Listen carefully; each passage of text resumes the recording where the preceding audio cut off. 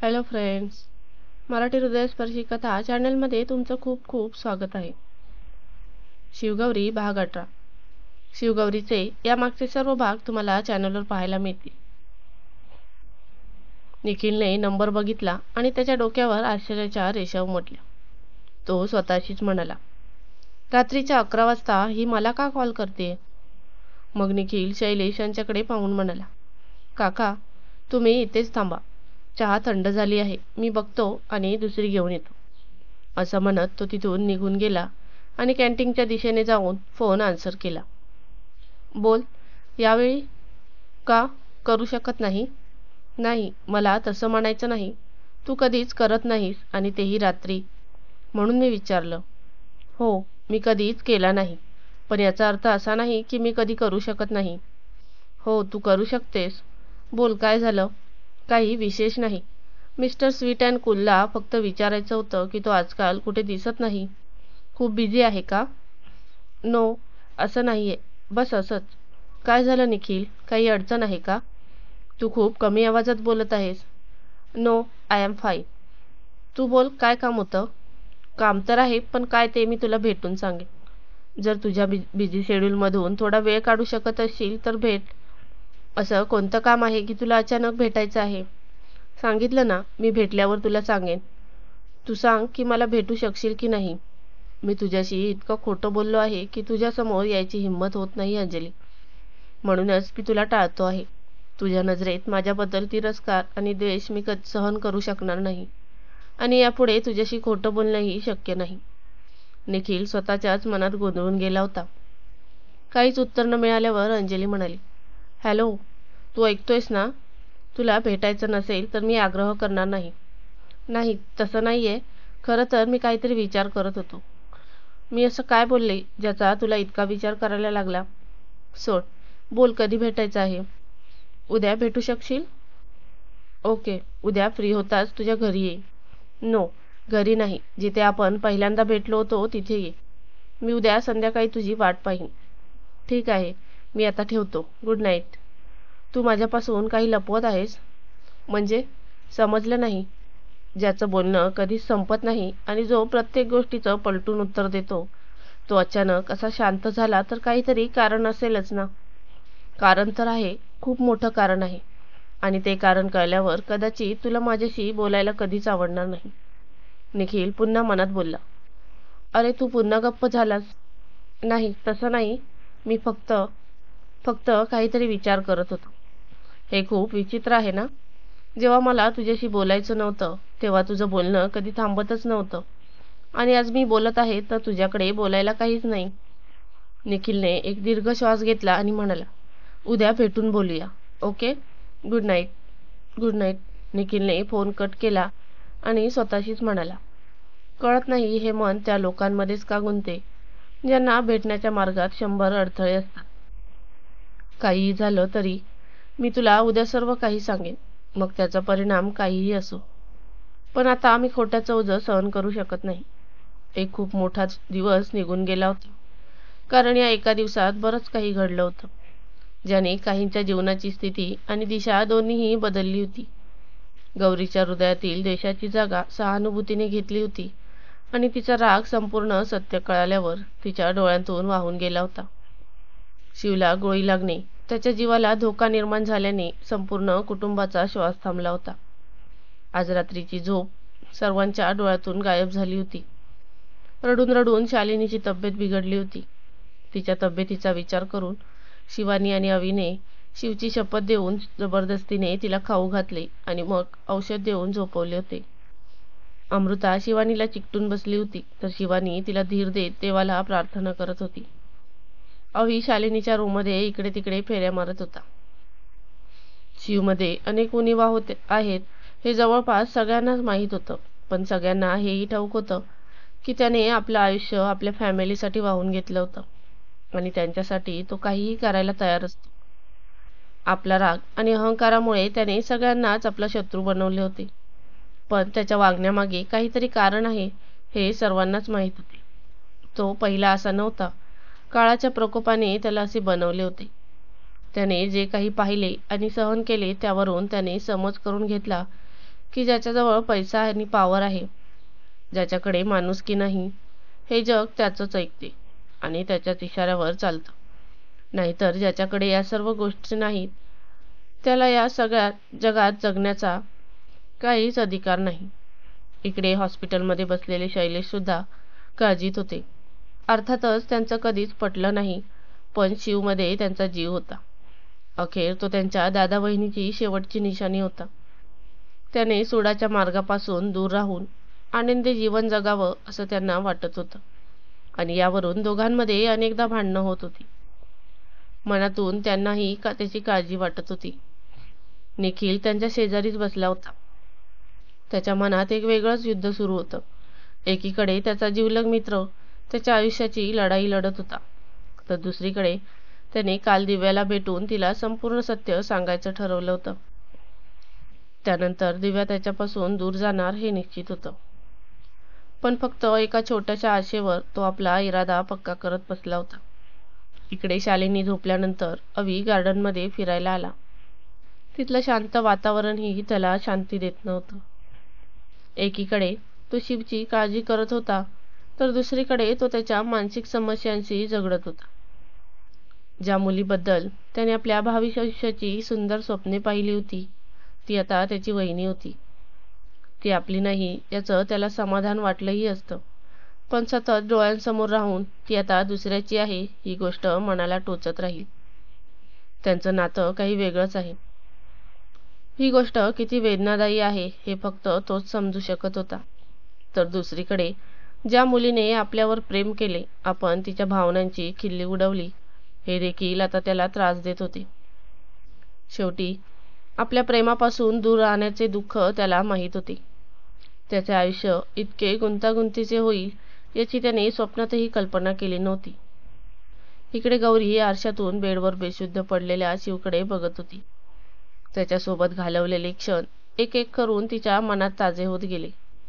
त्याला त्याच्या घरी पहिल्यांदा भेटणे आणि त्याच्या पप्पीशी गोंधळताना त्याचा पाय जखमी होणे, गौरीचं त्याला औषध लावणे आणि जयवंत देशमुखांचं रागाने तिला फटकारणे, मग काही महिन्यांनी त्याचं गौरीच्या स्कूलमध्ये भेटणं, गौरीला त्याचं नाव माहीत नसताना दगडू म्हणून हाक मारणे, कारण हे नाव तिने त्याच्या वडिलांकडून ऐकले होते. ज्यावर शिवला धक्का बसणे आणि त्याने तिला त्या नावाने हाक मारण्यास नकार देणे, पण तरीही गौरी त्याला याच नावाने हाक मारायची.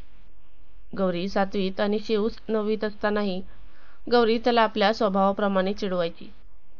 जेव्हा तो विनाकारण चिडायचा, रागराग करायचा, तेव्हा ती त्याला दगड म्हणून हाक मारायची. सर्वांनी नकार देऊनही त्याला भेटणं आणि लंच टाईममध्ये त्याच्यासोबत टिफिन शेअर करणं, अनेकदा अर्जुनने खडसावल्यानंतरही ऐकणं नाही, कारण तिला नयनचा सपोर्ट जो मिळत होता. शिवचं तिला परी म्हणणं, कारण त्याचं म्हणणं होतं की जसा परीचा चेहरा त्याच्या आईने लहानपणी सांगितला होता, तशीच ती होती. दुधासारखी गोरी आणि मोठे निळे डोळे, फक्त पंख आणि जादूच्या कांडीची कमी होती. त्याच्या बोलण्यावर गौरी खदखदून हसणं आणि एके दिवशी ती फॅन्सी ड्रेस स्पर्धेत खरंच परी बनून आली होती, कारण फक्त शिवला ती परी वाटत होती. त्या दिवशीही ते दोघे स्कूलच्या गार्डनमध्ये एकत्र बसले होते. तेव्हा जयवंत देशमुख स्कूलमध्ये आले होते, कारण ते या स्कूलचे ट्रस्टी होते. त्या दोघांना पाहताच ते गौरीवर खूप चिडले आणि नंतर तिला शिव पुन्हा कधीच दिसला नाही. गौरीने तिच्या बाजूने शोधण्याचा प्रयत्न केला होता, पण तो कुठेही सापडला नाही. तिला वाटले की त्याने परीक्षेनंतर स्कूल सोडलं असेल. तिला तर त्याचं खरं नाव देखील माहीत नव्हते. ती त्याला फक्त दगडू म्हणत होती. तिने त्याला त्याचे खरे नाव कधी विचारले नाही, किंवा त्याने कधी ती सांगितले असले तरी तिने लक्ष दिले नाही.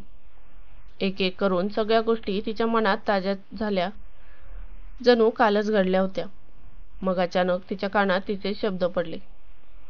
मी ऐकलं आहे की हे सुवासिनीचे अलंकार घालून बायको आपल्या नवऱ्याच्या दीर्घायुष्यासाठी प्रार्थना करते, पण मी प्रत्येक क्षणी तुझ्या मृत्यूसाठी प्रार्थना करेन. गौरीच्या डोळ्यात अश्रू तरळले. तिने गळ्यातले मंगळसूत्र घट्ट धरले आणि लगेचच मंदिरात ठेवलेल्या गणपतीच्या मूर्तीसमोर उभी राहिली आणि हात जोडले. नकळतपणे झालेल्या चुका आणि रागाच्या भरात बोलल्या गेलेल्या शब्दांना काही किंमत नसते ना बाप्पा. प्लीज माझं बोलणं सिरियसली घेऊ नकोस. माझ्या नवऱ्याला वाचव. मी मान्य करते की तो चुकीचा आहे, पण वाईट नाही. जरी असला तरी त्याच्यामध्ये चांगुलपणा मी आणेन. प्लीज बाप्पा, त्याला दीर्घायुष्य दे. आजपर्यंत माझ्यासाठी या कुंकुवाचा काही अर्थ नव्हता, पण आज मी मनापासून त्याचा स्वीकार करते. त्याला काही होऊ देऊ नकोस. असे म्हणत तिने पूजेच्या ताटातून कुंकू घेऊन आपल्या भांगेत भरले आणि हात जोडले. मला काहीच माहीत नव्हते, पण तुला सुरुवातीपासून सर्व माहीत आहे की तो चुकीचा नाही आहे. फक्त चुकीचा शिकार आहे आणि त्यामुळे त्याचा मार्ग चुकला आहे. तो शिक्षेला नाही तर प्रेमाला पात्र आहे. प्लीज बाप्पा, त्याच्या चुका आणि त्याचे अपराध माफ कर, कारण त्याच्या रागामुळे त्याने नकळत हे सर्व केले आहे. गौरी अचानक हे सर्व असं कसं बोलू लागली? तर काही वेळापूर्वी जेव्हा गौरी शांततेच्या शोधात निघाली होती, तेव्हा तिला कोणीतरी एका रूममध्ये खेचले. गौरी काही बोलण्याआधी श्रीकांत यांना तिथे पाहून ती थक्क झाली आणि म्हणाली, तू? हो बाळा, बरेच दिवस मी तुला भेटायचा प्रयत्न करत होतो, पण संधी मिळत नव्हती. असे म्हणत श्रीकांत यांनी गौरीला मिठी मारली आणि म्हणाले, कशी आहेस बाळा? तुम्ही सर्व मला सोडून गेलात तशीच आहे आणि सगळ्यांनी माझ्याशी नातं तोडलं आहे. मग आता तुम्ही का विचारताय? काय बोलतेस बाळा? तुझ्याशी नातं कसं तोडणार? तूच आमचा जीव आहेस. कसला जीव? तो ज्याच्या जीवाचे सगळेच वैरी झाले आहेत. सगळेच नाही बाळा, फक्त बाबा. तू त्यांना ओळखते ना? त्यांच्यासाठी त्यांची प्रतिष्ठा त्यांच्या स्वतःच्या मुलांपेक्षाही मोठी आहे. मी तुला सांगितलं तर आहे की त्यांनी स्वतःच्या हातांनी आपल्या मुलीलाच मारलं आहे. पण मी तर तसं काहीच केलं नाही काका. जे काही झालं त्यात माझा काय दोष? मला कशाची शिक्षा मिळाली? जे काही केलं ते त्या सनकी माणसाने केलं. मी त्याला सोडणार नाही. त्याने माझ्यापासून माझी फॅमिली हिरावून घेतली. मी त्याचं आयुष्य नरक बनवे. मृत्यूच्या दारात आहे. बाप्पा करो आणि खरोखर मरू. नाही बाळा, रागाच्या भरात असं काहीही बोलू नकोस, ज्याचा तुला नंतर पश्चाताप होईल. तुला काहीच माहीत नाही. तो जिवंत राहिला तरच तू सुरक्षित आहेस आणि माझ्या मुलीचे काहीही नुकसान होऊ नये अशी माझी इच्छा आहे. त्याच्या दयेखाली जिवंत राहण्यापेक्षा मरण बरे.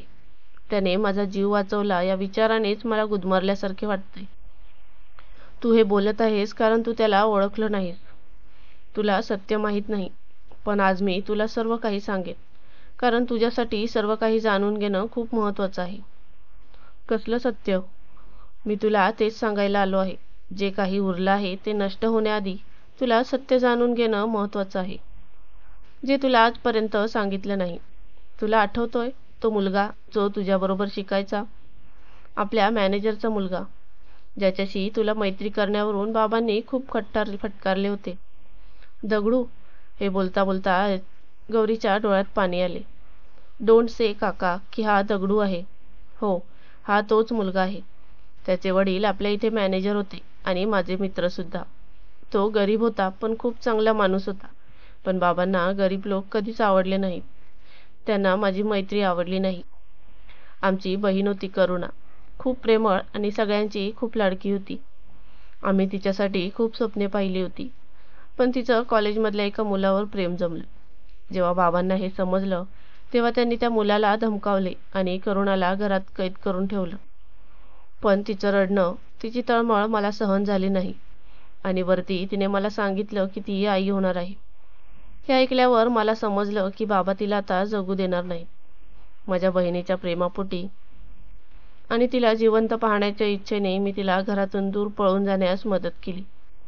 बाबांनी तिला खूप शोधलं, पण मी तिच्यापर्यंत पोहोचण्याचे सर्व मार्ग अडवतच राहिलो. मग एके दिवशी माहीत नाही कसं तिला तिच्या वहिनीच्या मृत्यूची बातमी मिळाली. वहिनी तिच्यासाठी आई समान होती, म्हणून ती स्वतःला थांबवू शकली नाही आणि घरी आली. जेव्हा मला कळलं तेव्हा मला काही समजलं नाही. तिला वाचवण्यासाठी मी तिला माझ्या मित्राच्या घरी लपवून ठेवले, कारण त्यावेळी तोच मला मदत करू शकत होता. त्या भल्या माणसाने माझी मदत करण्यासाठी खूप मोठा धोका पत्करला. करुणाच्या येण्याची बातमी बाबांना मिळेल असं मला वाटलं नव्हतं. त्यांना समजलं की तिला कोणी लपवलं होतं. त्याचवेळी बाबांना तुझ्या आणि त्याच्या मुलाच्या मैत्रीची बातमी मिळाली होती. त्यांनी स्वतःच ठरवलं की करुणा ज्या मुलासोबत पळून गेली तो मुलगा देखील त्याचाच नातेवाईक आहे आणि आता तो आपल्या मुलाच्या माध्यमातून तुला टार्गेट करत आहे, जेणेकरून आमची संपत्ती आणि आमची प्रतिष्ठा मिळवू शकेल. बाबांना हे कधीही सहन झालं नसतं. त्यांनी करुणासोबत तिच्या संपूर्ण फॅमिलीचा नाश करायचं ठरवलं. मला बातमी मिळाली तसं मी त्यांना वाचवण्यासाठी पोचलो, पण तोपर्यंत सर्व काही संपलं होतं. करुणासोबत माझ्या मित्राची संपूर्ण फॅमिली उद्ध्वस्त झाली. संपूर्ण घराला आग लावली होती. मी काहीच करू शकलो नाही. काही दिवसांनी कळलं की त्याचा धाकटा भाऊ आपल्या बायकोला आणि मुलांना घ्यायला सासरच्या घरी गेला होता. त्यामुळे तो वाचला आणि त्या अपघातात त्याचा मुलगा म्हणजेच तुझा मित्र वाचला. कदाचित त्याच्या वडिलांनी त्याला कसं तरी वाचवलं असेल, पण त्याच्या छातीत गोळी लागली होती. बाबांना कळलं की तो जिवंत आहे आणि हॉस्पिटलमध्ये आहे, पण तो लहान मुलगा समजून त्यांनीच त्याला सोडलं.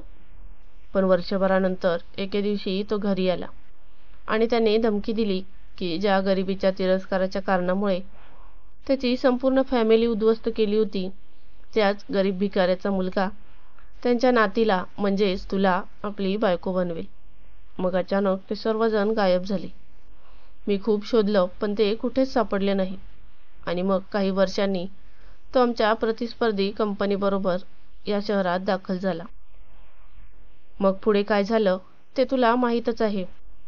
तुला वाचवण्यासाठी बाबांनी सर्व प्रकारे लपवून ठेवण्याचा प्रयत्न केला, पण झालं तेच जे होणार होतं. सर्व सत्य तुझ्या समोर ठेवलं आहे. आता पुढे काय करायचं ते तूच ठरव. फक्त एक गोष्ट लक्षात ठेव, जयवंत देशमुखांपासून तुला कोणी वाचवू शकत असेल तर तो शिव पाटील आहे. त्याने जे काही केले ते तुला मिळवण्यासाठी होतं, पण त्याने कोणाचेही नुकसान केले नाही. मग ती श्रीषा असो वा अंजली. तो चुकीचा नाही आहे, फक्त त्याच्या बदल्याच्या आगीत बरोबर आणि चूक विसरला आहे. गौरीला श्रीकांत यांच्याकडून संपूर्ण सत्य कळलं होतं आणि तिने शिवसोबतच शिवसोबतचं आपलं नातं मान्य करायचं ठरवलं होतं. अख्खी रात्र सगळ्यांच्या डोळ्यात पाणी होतं. सकाळची वाट बघण्यात सगळ्यांच्या डोळ्यातील झोप निघून गेली होती. सकाळ होताच सर्व फॅमिली हॉस्पिटलमध्ये पोहोचली. गौरीने सगळ्यांकडे बघितलं आणि एका बाजूला उभी राहिली. शालिनी शिवच्या रूमकडे एकटक पाहत होती. डॉक्टर त्याला तपासत होते. प्रत्येकजण त्याची प्रकृती जाणून घेण्यासाठी उत्सुक होता. थोड्या वेळात डॉक्टरांनी येऊन सांगितले की तो धोक्याबाहेर असला तरी सध्या बेशुद्धच आहे. सर्वजण पुन्हा त्याच्या शुद्धीत येण्याची वाट पाहू लागले. शालिनी जाऊन शिवजवळ बसली. आपल्या मुलाला अशा अवस्थेत पाहणे किती वेदनादायी असते हे फक्त एक आईच समजू शकते. आणि ज्या मुलाने लहानपणापासून फक्त वेदना आणि त्रास सहन केला आहे, त्याची अशी अवस्था पाहून एका आईच्या डोळ्यात नक्कीच पाणी येईल. शालिनीच्या बाबतीतही असेच घडत होते. राहून राहून तिच्या डोळ्यात पाणी येत होतं. दरम्यान बाकीचे सर्वजण शिव पुन्हा शुद्धीत येण्याची वाट पाहत बाहेर बसले होते. शैलेश रात्रभर इथेच होते. त्यांचा विचार करत अविने गौरीला त्यांना घरी घेऊन जाण्यास सांगितले, जेणेकरून तिलाही काही वेळ आराम करता येईल. पण गौरीने नकार दिला आणि शैलेशही गेले नाहीत. जेव्हा निखिलने सर्वांनाच तिथे पाहिले तेव्हा त्याने अविला सर्वांची काळजी घेण्यास सांगितले आणि ऑफिसला निघून गेला. इकडे काही वेळाने शिव शुद्धीवर आल्यावर शेजारी बसलेल्या शालिनीने सर्वांना कळवले. अविने डॉक्टरांना सांगितल्यावर त्यांनी येऊन तपासणी केली आणि सर्वांना एक एक करून भेटण्याची परवानगी दिली. पण डॉक्टरांनी त्याला जास्त हालचाल करण्यास किंवा बोलण्यास नकार दिला. शिवला पाहून शालिनी रडायला लागली. मी ठीक आहे काकी, आणि खूप हट्टी सुद्धा. इतक्या सहजासहजी मरणार नाही. एक कानाखाली वाजवली की तुझा सगळा हट्ट बाहेर निघून जाईल. माझा जीव जायचा बाकी होता. काही करण्यापूर्वी एकदाही विचार करत नाही ना तू? काही झालं असतं तर? मला काही झालं नसतं. जोपर्यंत त्या गर्विष्ठ माणसाची झुकलेली मान बघत नाही तोपर्यंत मृत्यूला माझ्या जवळ येण्याची परमिशन नाही. शिव, तू विसरून का जात नाहीस?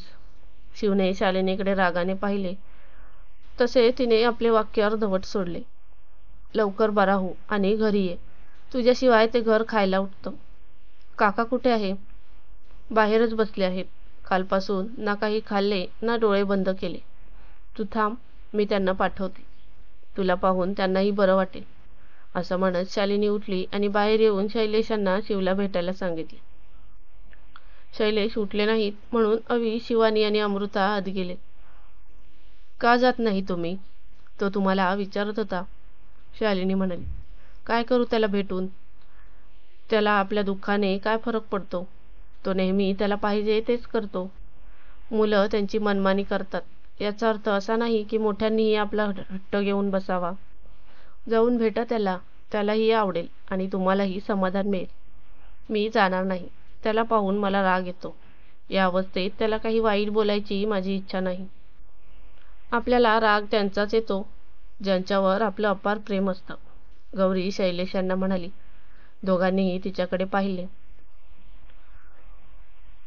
पुढे काय झालं हे जाणून घेण्यासाठी स्टोरीचा पुढचा भाग नक्की वाचा.